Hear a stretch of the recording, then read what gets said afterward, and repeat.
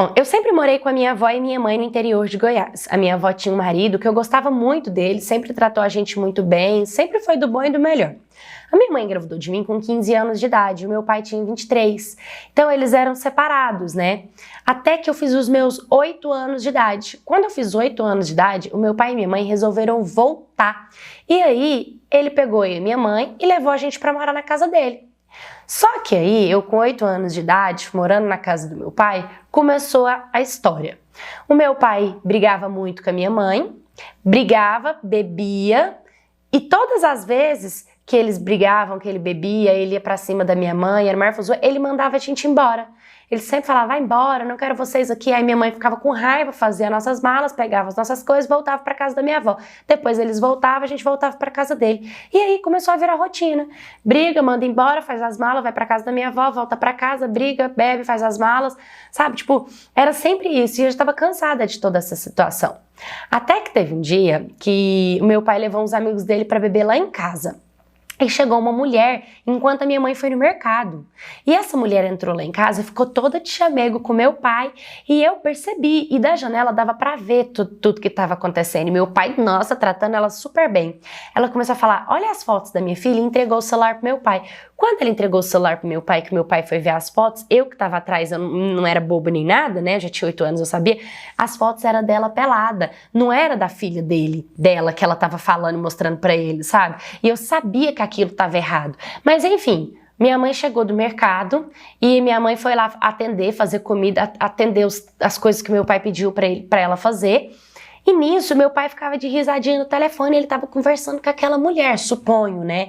Que aquela mulher que tinha acabado de sair de lá de casa. Minha mãe catou o telefone, viu, começou a barrar, começou a abrir, começou a jogar os trem do meu pai para fora. Foi o maior baraberê, foi a maior briga. E nesse dia, meu pai subiu em cima da minha mãe e começou a agredir ela. E os amigos do meu pai que estavam lá em casa bebendo, nenhum fazia nada. Todos eles só ficavam olhando e eu gritando, solta ela, pai, solta ela. Nossa, maior barraca, meu pai xingando e brigando. E nesse momento, minha mãe conseguiu escapar do meu pai, correu para dentro do banheiro e nesse dia ela desmoronou, sabe? De tanto chorar, de tanto sofrer com toda aquela situação. Nossa, completamente delicada. Aí, quando eu fiz 10 anos de idade, 2 anos sofrendo, vivendo dentro dessa situação de briga, de mandar embora, de xingar, de traição, de bebedeira, de sofrimento, a minha mãe descobriu que estava grávida. Aí é que as coisas pioraram mesmo, porque aí o meu pai enxotava a gente da casa dela, falava que a gente não queria a gente lá, que a gente só incomodava ele, que a gente não era família dele, e aí mandar a gente pra fora, e minha mãe sofrendo muito dentro daquela situação. Nossa, foi muito complicado. Até que minha mãe resolveu separar dele, e meu pai tinha uma casa, porque a gente não tinha pra onde a gente ir, né? A minha avó, na época, separou daquele marido dela que eu falei que era muito bom e mudou de estado. Então a gente não tinha mais a casa da minha avó pra gente usar de refúgio, a gente só tinha a casa dele. Então ele humilhava e a gente era obrigada a ficar lá. Aí depois de tanta briga, eles separaram, meu pai tinha uma segunda casa, ele deixou a gente morar nessa segunda casa. E ali a gente teve um pouquinho mais de calma, porém, quase sempre ele ia lá dormir com a minha mãe, sabe? Então, tipo, a casa era dele, ele entrava a hora que ele queria, ele continuava fazendo o que ele queria e continuava mandando a gente embora do mesmo jeito. Até que a minha irmãzinha nasceu. Aí, quando ela nasceu, a minha avó pegou e falou, ó, a minha casa que ficou e tá desocupada, eu vou dar ela pra vocês morarem, pode morar na minha casa. Aí, graças a Deus, a gente mudou pra casa da minha avó e parou de sofrer na mão do meu pai. E aí que começa a segunda parte de terror da minha história. Por quê? Porque aí eu comecei a ficar de babá do meu irmão.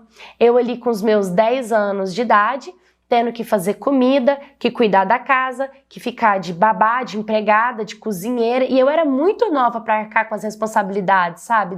De mãe, de dona de casa, de tudo. Eu não tinha experiência. E o pior é que minha mãe começava a sair. Teve um dia que ela saiu, se não me engano, era meia-noite e ela chegou no outro dia 3 horas da tarde, sabe? E ela não ligava pra saber se a gente tinha comido, se a gente estava bem, se a gente estava precisando de alguma coisa. Então eu passava muito aperto, passava muito perrengue. Ela saía pra beber com as amigas dela, não tava nem aí. Muitas das vezes ela voltava pra casa com um macho diferente, vários machos diferentes. Ela não tinha diálogo comigo e com a minha irmã. Eu sempre fui ficando muito magoada com toda essa situação e fui crescendo assim, sabe? Até que com 13 anos de idade eu comecei a beber, eu comecei a fumar e eu fazia isso para tentar esquecer os meus problemas, porque eu acreditava que assim, sabe, amenizaria a minha dor. E aí eu conheci um rapaz, com 13 anos de idade eu perdi a minha virgindade, namorei com ele mais ou menos uns 9 meses, sabe? Depois a gente terminou, mas assim, sempre buscando um refúgio. Eu acreditava que eu arrumar um namorado curaria as minhas dores, supriria aquele amor que eu não tive materno e paterno, porque eu sofria muito com falta de amor da mãe e meu pai então nem se fala, sabe? Eu sabia que, tipo, meu pai tinha uma raiva muito grande de mim, mas eu também sentia que a minha mãe me odiava, sabe? Que minha mãe também não tinha nenhum tipo de carinho e de amor por mim. E eu fui vivendo dentro dessa situação. E com o tempo que eu comecei a crescer, comecei a virar mulher, eu comecei a ficar com raiva da minha mãe e a bater de frente com ela, falar pra ela que eu não aceitava mais aquela situação, que eu não queria mais viver dentro daquilo. Só que minha mãe, ela é assim, ela chega, ela só sabe mandar, vai dar banho na sua irmã, vai fazer comida, vai arrumar casa. E hoje eu tô aqui, tenho 15 anos, ainda sirvo de empregada, ainda sirvo de babá, ainda sirvo de cozinheira para casa, me sinto uma escrava da minha casa, escrava do que eu tô passando, acreditando que um dia eu vou conseguir mudar a minha história e vou conseguir sair de dentro dessa situação. Oi, minha cats, tudo bem com vocês? Eu trouxe essa história, gente, por 2 pontos. O primeiro, é nítido que a frustração da mãe, ela vai totalmente de encontro com a filha. A mãe, ela buscando felicidade, acaba trazendo infelicidade para os filhos, mal sabendo dessa mãe que ela poderia viver em abundância e felicidade se ela tivesse determinada a dedicar atenção e amor às filhas. Automaticamente ela estaria construindo um grande relacionamento com as duas e teria um amor incondicional vindo de 2 seres que ela gerou.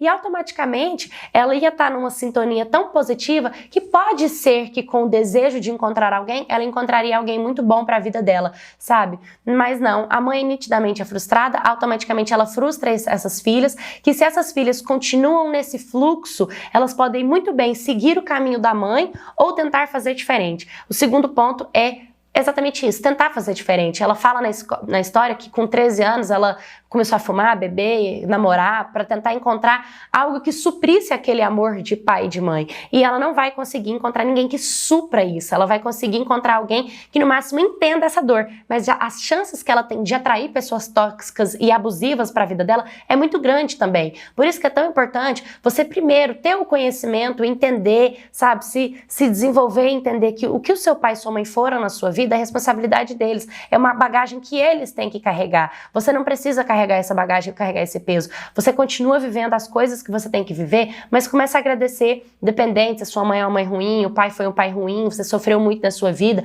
agradecer as coisas boas que você tem, para assim Deus continuar te dando coisas boas. Porque quando a gente vive no fluxo da reclamação e da infelicidade, como que você tá infeliz, que você tá triste e você encontra um amor que vai te fazer feliz e vai te tirar dessa zona? É tipo mágica, pode acontecer, mas é mais raro. Se você tiver a gratidão, a chance disso acontecer é bem mais provável.